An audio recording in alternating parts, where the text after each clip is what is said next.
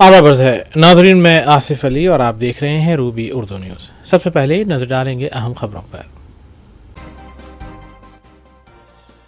Indramma housing towers की खुरानंदाजी शफाफ रहेगी। Nampally red hills में तामील किए जाने वाले मकानात की हुई खुरानंदाजी, वजीर इम्काना की शिरकत।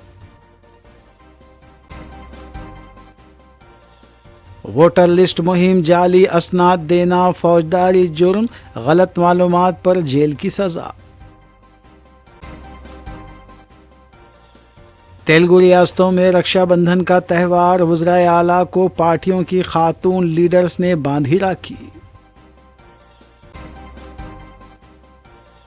तेलंगाना महकमे कानकनी का ओहदेदार एसीबी के जाल में, 100 करोड़ की प्रॉपर्टी का इंकशाफ। आंध्र प्रदेश में एक और सड़क हादसा, तिरुपति में कर्नाटक आरटीसी की बस लॉरी से टकरा गई, 16 मुसाफिरीन जख्मी।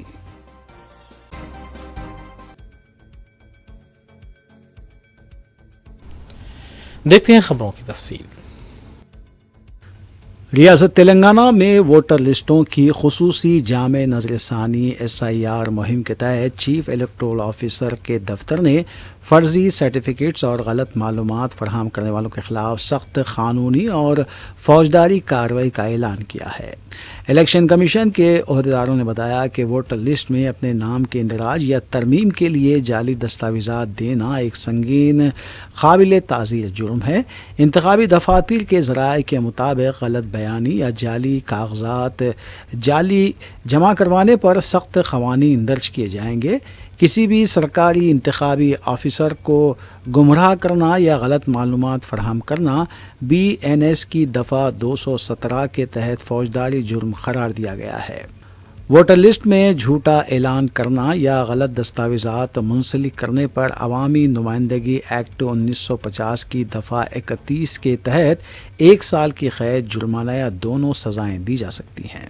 रियासत में जुमला 92 लाख वोटर्स के डेटा में बेज़ाब्तगियाँ पाई गई हैं, जिन्हें इंतखाबी रजिस्ट्रेशन ऑफिसर ERO की जानिब से नोटिस भेजे जा रहे हैं। 60,50,000 से ज़ायद वोटर्स के नाम और उम्र की तफसीलात पुराने रिकॉर्ड से मेल नहीं खाती हैं। 32,36,000 वोटर्स की SIR 2002 लिस्ट के साथ मैपिंग करने में नाकाम रहे, जिसके बायस उन्हें ERO के सामने पेश होने के अहकाम जारी किए गए हैं। शहर हैदराबाद में वोटर्स को अंग्रेज़ी ज़बान में नोटिस भेजे जा रहे हैं, जिनमें तारीख़, वक्त, मुकाम और मुतालिका ऑफिसर का नाम वाज़े दर्ज है। ERO के सामने शख्सी इंक्वायरी के दौरान इंतखाबी ओहदेदार वोटर्स के जमा करवाए गए दस्तावेजी सबूतों की आज़ादाना और बारीक बीनी से तफ्तीश करेंगे।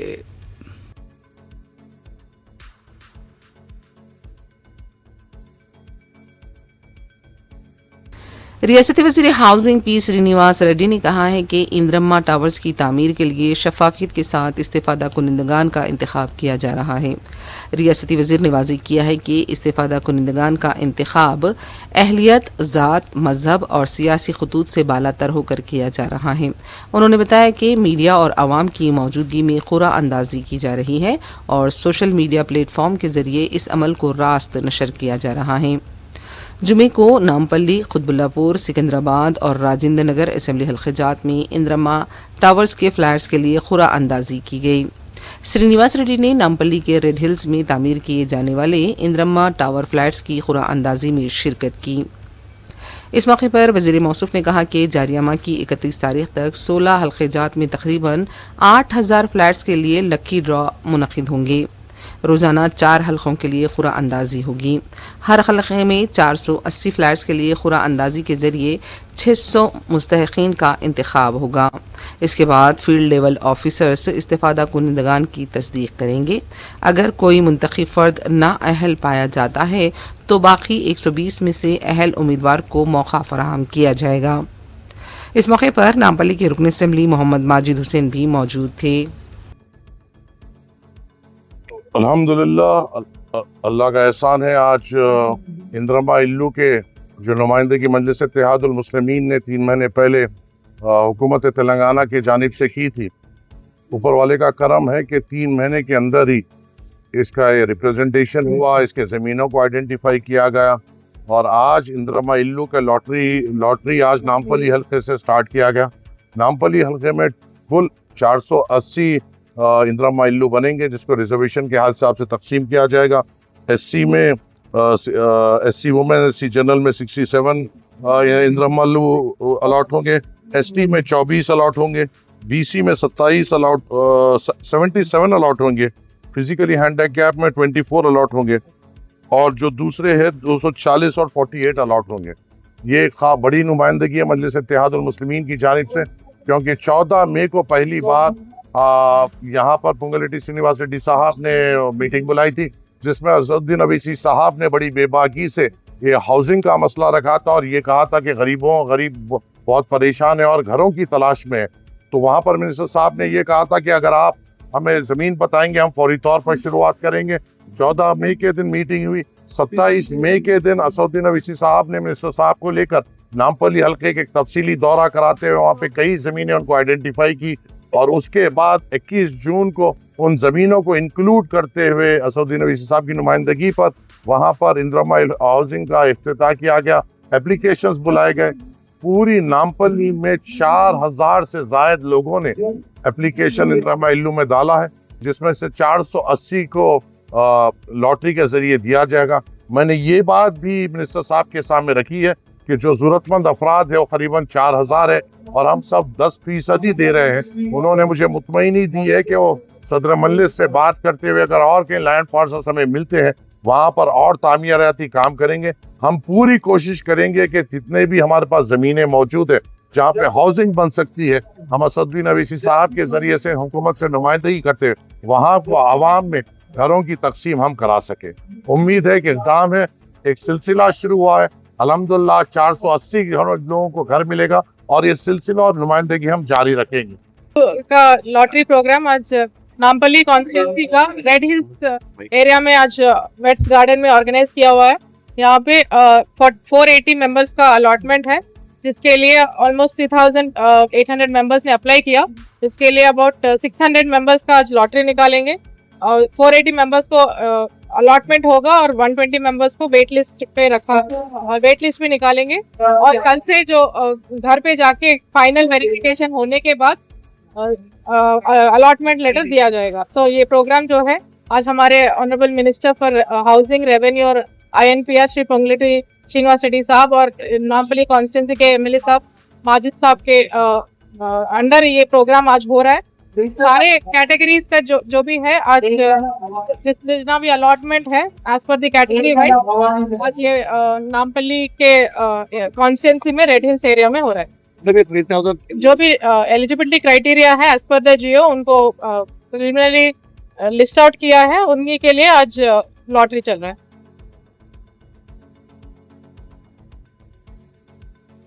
कुल हिंद मजलिस इत्तेहादुल मुस्लिमीन के रुकन खानसास कौंसल मिर्ज़ा रहमत बेग की शिकायत पर Hyderabad cyber crime police station में मुकदमा दर्ज किया गया है। मिर्ज़ा रहमत बेग को गुज़िश्ता चंद दिनों से नामालूम अफराद की जानिब से फ़ोन कॉल्स मौसूल हो रहे थे। फ़ोन करने वाले अफराद उन्हें धमकी दे रहे थे कि अगर उनकी जानिब से मांगी गई रकम अदा नहीं की गई तो उनकी डेप फैक और एडिट की गई तस्वीर और वीडियोस वायरल की जाएंगी। इन धमकियों के बाद MLC ने पुलिस से रुजू किया, जिस पर जुमेरात के रोज़ मुकदमा दर्ज कर लिया गया। फ़ोन करने वाले अफराद कौन हैं, इस जाविये से पुलिस ने तहक़ीक़ात शुरू कर दी है। पुलिस फ़ोन नंबर्स और दीगर तकनीकी शवाहिद की मदद से मुलज़िमीन की शिनाख्त करने की कोशिश कर रही है।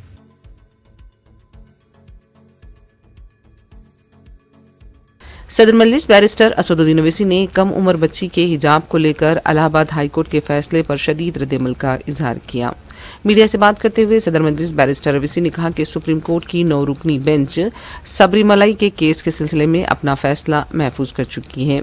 ये अदालत इस बात का फैसला करेगी कि आर्टिकल 25 के तहत मजहबी अकायद कौन से होने चाहिए। इलाहाबाद हाई कोर्ट को सुप्रीम कोर्ट के फैसले का इंतजार करना चाहिए था और फैसला आने तक बच्ची को हिजाब पहनने की इजाजत दी जानी चाहिए थी। एक बात समझिए, सुप्रीम कोर्ट में 9 जजेस का बेंच बनाकर साबरीमाला का केस सुन रही है, उसमें ये डिसाइड करेंगे कि आर्टिकल 25 में एसेंशियल रिलीजियस प्रैक्टिसेस क्या हैं, ये पूरे रिलीजियस प्रैक्टिसेस हैं या फिर एसेंशियल उसमें है, एसेंशियल रिलीजियस प्रैक्टिस कौन सी है। और हमारा मानना यह है कि सुप्रीम कोर्ट जब रिजर्व कर दिया जजमेंट को, क्योंकि ये कह रहे हैं कि हिजाब एसेंशियल नहीं है इस्लाम में, जब साबरीमाला का जजमेंट रिजर्व है तो जुडिशियल डिसिप्लिन ये कहता है कि उस इलाहाबाद कोर्ट के जजेस को उस पर कोई फैसला नहीं देना चाहिए था, इंटरिम फैसला। सही तो ये होता था कि उसको आप अलाउ करते हो उस बच्ची को हिजाब पहनना तावख्ते जब तक कि साबरीमाला का जजमेंट नहीं आता।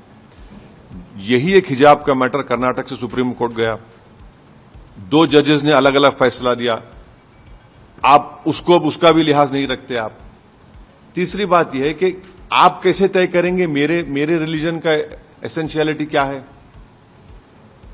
मैं कह रहा हूं कुरान में जिक्र है, अल्लाह कुरान में फरमा रहा है, अब आप उसको एसेंशियल नहीं मानेंगे, किसको मानेंगे फिर आप। चौथी बात यह है कि उत्तर प्रदेश में सबसे ज्यादा रिलीजियस वाइज अगर आप देखेंगे तो बच्चियों में मुसलमान है, हायर एजुकेशन सबसे कम है उनका लिटरेसी रेट या उनका स्कूल गोइंग आउट या ड्रॉप आउट रेट सबसे ज्यादा, आप उनको भी डिस्करेज कर दे रहे हैं। तो इसीलिए हमने इन 4 पॉइंट्स के ऊपर रियासती चीफ सेक्रेटरी संजय जाजू ने हैदराबाद मेट्रो रेल से मुतालिक अहदेदारों के साथ BR अम्बेडकर सेक्रेटरीट में इजलास मुनक्किद किया। इस इजलास में अहम मसाइल मेट्रो रेल प्रोजेक्ट्स की पेशरफ्त का जायजा लिया गया, शहरी ट्रांसपोर्ट को मजबूत बनाने और हैदराबाद के मुस्तकबिल को लेकर ट्रैफिक की नकलो हरकत की ज़रूरियात के लिए जारी इक़दामात बर वक्त नाफिज करने को यकीनी बनाने पर जोर दिया गया।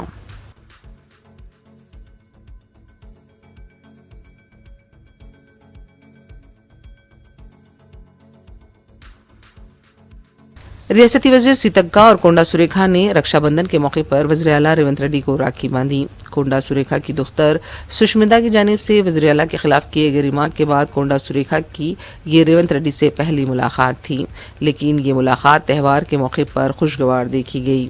वाज़ेह है कि तेलंगाना कांग्रेस की तादीबी कमेटी ने अपनी रिपोर्ट में कोंडा सुरेखा के खिलाफ कार्रवाई की सिफारिश की थी।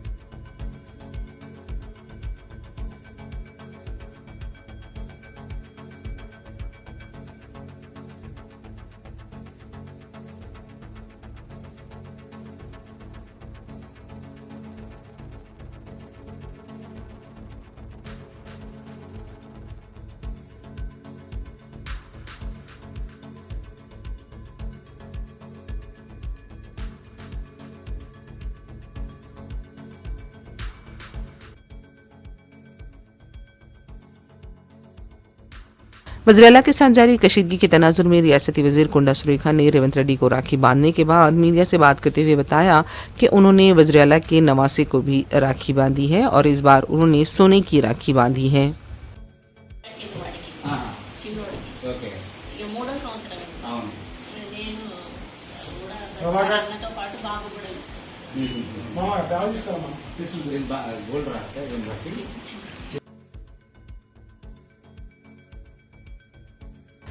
BRS के लीडर हरीश राव को पार्टी की खातून लीडर की तरफ से राखी बांधी गई। साबिक वजीर सत्यवती राठौर के अलावा दूसरे लीडर्स ने हरीश राव को राखी बांधी।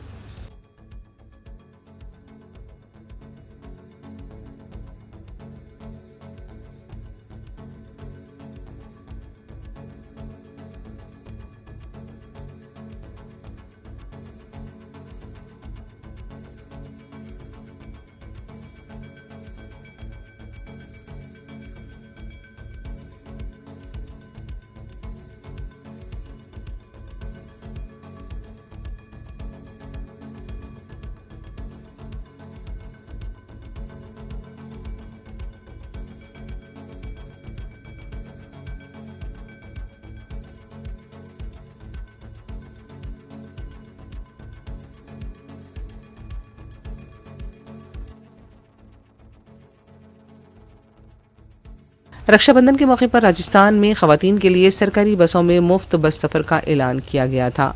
खवातीन की बड़ी तादाद त्यौहार के मौके पर इस सहूलत से इस्तेफादा करती हुई देखी गईं।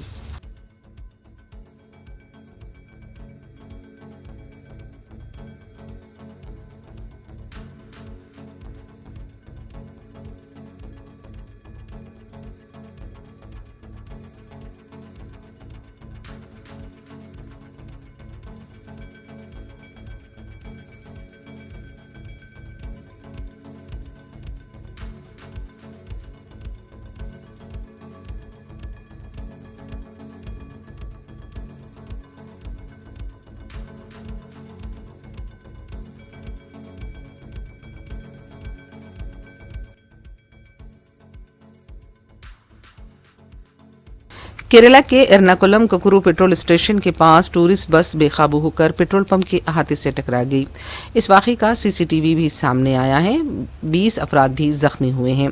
बताया जाता है कि सामने से आ रही टू व्हीलर को बचाने के दौरान ड्राइवर का तवाजुन बिगड़ गया और बस पेट्रोल पंप के अहाते से टकरा गई। हलाकतों को लेकर कोई इत्तला नहीं मिली है।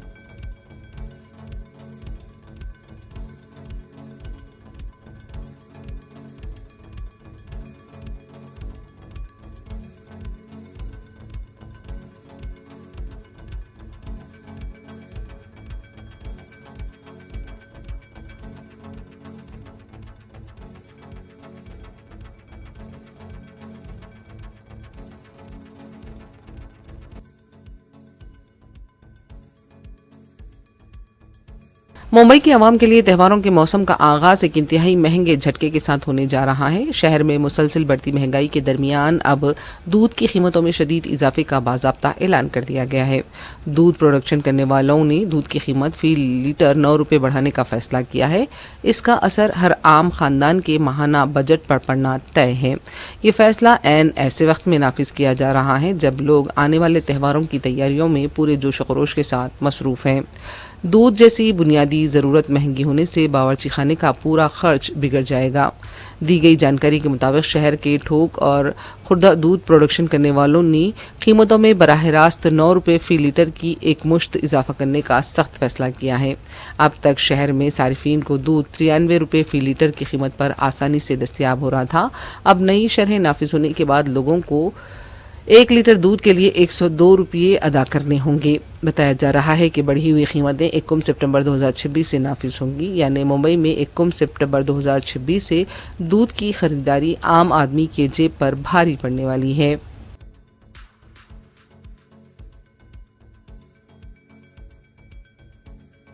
रियासत तेलंगाना जयशंकर भूपालपल्ली ज़िले के महकमे कानकनी के असिस्टेंट डायरेक्टर जय राजू के खिलाफ एंटी करप्शन ब्यूरो के हकाम की जानिब से की गई कार्रवाई के दौरान तकरीबन 100 करोड़ रुपये मालियत की असासे-जात का पता चला है। बाद अज़ां ओहदेदार को गिरफ्तार कर लिया गया। आमदनी से ज़ायद असासे रखने के इल्ज़ामात के सिलसिले में एंटी करप्शन हकाम ने आज भोपालपल्ली, हैदराबाद, सूर्यापेट, तांडूर समेत 12 मुकामात पर धावे किए। तलाशी के दौरान मालूम हुआ कि जयराजू के हैदराबाद के बोर्ड उप्पल में 2 मंजिला मकान, KPHB में एक फ्लैट, केसरा, सूर्यापेट, तूपरान और तिंगातिर्ती में प्लाट्स, जबकि सूर्यापेट में 3.21 एकड़ अराजी भी मौजूद है।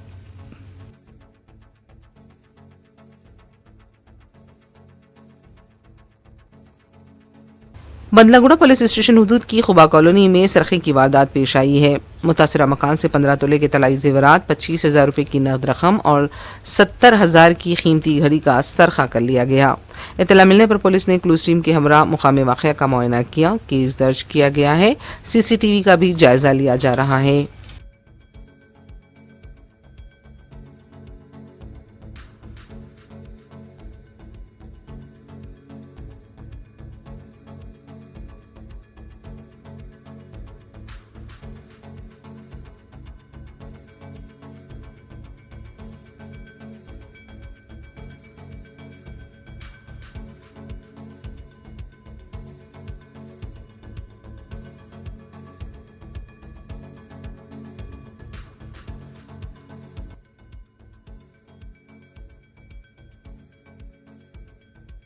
आंध्र प्रदेश के तिरुपति में हुए हादसे में 16 अफराद जख्मी हुए हैं।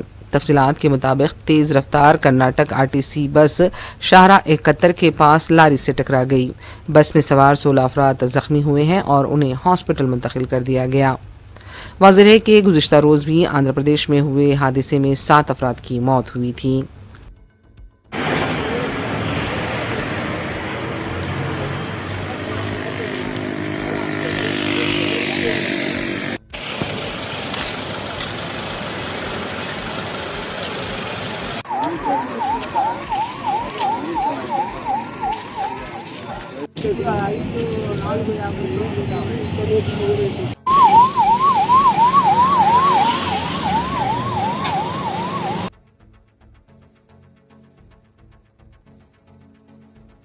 चादरगढ़ पुलिस ने 27 अगस्त की सुबह मेट्रो स्टेशन के पास होंडा शाइन मोटरसाइकिल को आग लगाए जाने के मामले में एक शख्स को गिरफ्तार किया है। तफसीलात के मुताबिक महेश बाबू साकिन सईदाबाद ने पुलिस में शिकायत दर्ज कराई थी, जिसमें उन्होंने बताया कि 26 अगस्त की सुबह 8 बजे वो 2 व्हीलर पार्क करके गए थे और जब वो 27 अगस्त की सुबह वापस आए तो उनकी 2 व्हीलर जल चुकी थी। पुलिस ने सीसीटीवी की मदद से तहकीकात करते हुए फुटपाथ पर रहने वाले मजदूर पेशा जाकिर मोहम्मद को गिरफ्तार कर लिया। मजीद तहकीकात जारी हैं।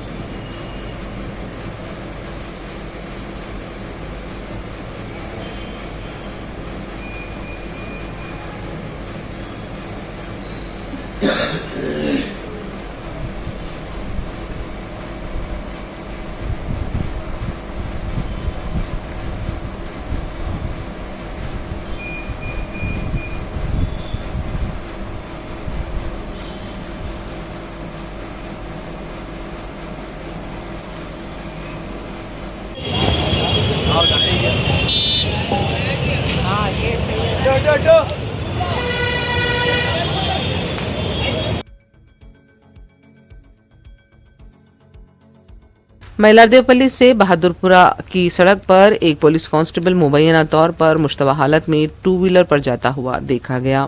इस दौरान बाज़ अफराद की तरफ से उसे रोकने की कोशिश की गई। लोगों का ये इल्ज़ाम था कि ये कांस्टेबल नशे की हालत में 2 व्हीलर चला रहा था। रास्ता चलने वालों ने इस कांस्टेबल की फिल्मबंदी भी की और पता चला है कि पुलिस को भी इस सिलसिले में इत्तला दी गई है।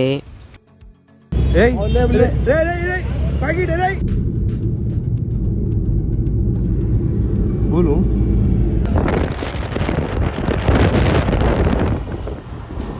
लेके गए कुछ चला रहे साहब गाड़ी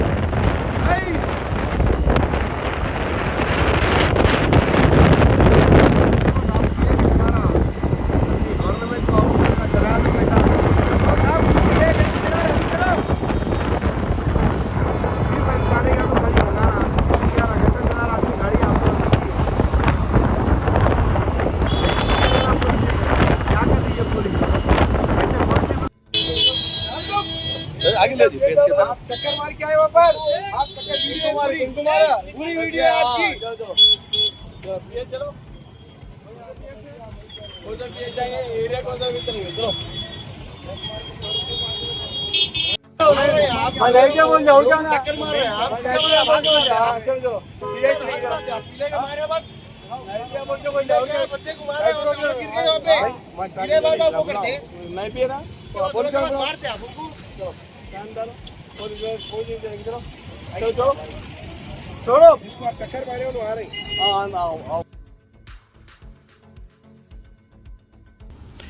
आखिर में देखेंगे सुर्खियां एक बार फिर। इंदिरम्मा हाउसिंग टावर्स की खुरानंदाजी शफाफ रहेगी। नामपल्ली रेड हिल्स में तामील किए जाने वाले मकानात की हुई खुरानंदाजी, वजीर इम्काना की शिरकत। वोटर लिस्ट मुहिम जाली असनाद देना फौजदारी जुर्म, गलत मालूमात पर जेल की सजा। तेलुगु रियासतों में रक्षाबंधन का त्यौहार, वज़राए आला को पार्टियों की खातून लीडर्स ने बांधी राखी।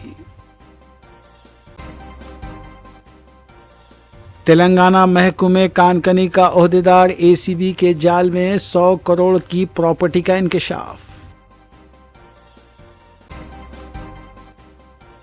आंध्र प्रदेश में एक और सड़क हादसा, तिरुपति में कर्नाटक आरटीसी की बस लॉरी से टकरा गई, 16 मुसाफिरीन जख्मी।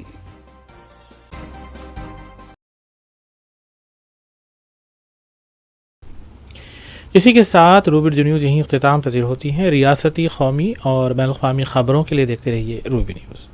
हम इस उम्मीद के साथ आपसे इजाज़त देंगे कि आपका आने वाला दिन अच्छा होगा। अस्सलाम वालेकुम।